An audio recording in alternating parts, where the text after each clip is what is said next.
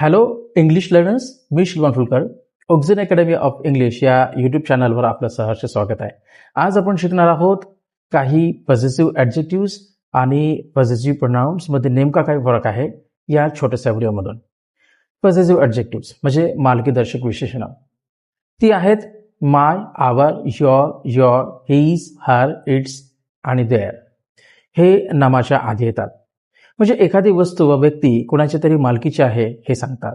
उदाहरणार्थ, my book is on the table, our school is big, your bag is red, his pen is blue, her dress is beautiful, its tail is long, their house is big.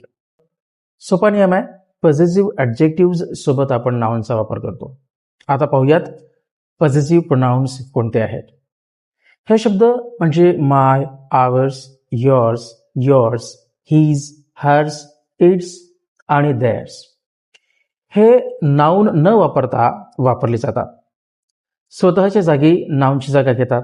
उदाहरणार्थ, this book is mine, this school is ours, the red bag is yours, the pen is his, the dress is hers, the tail is its, the big house is theirs.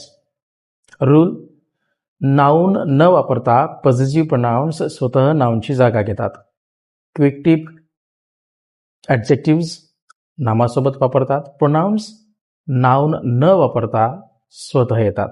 तर हा होता positive ॲडजेक्टिव्ह्ज आणि positive pronounce मधील फरक. मी Shilvan Phulkar, Auxin academy of English मधून. भेटूया नवीन व्हिडिओमध्ये. तोपर्यंत थँक्यू सो मच.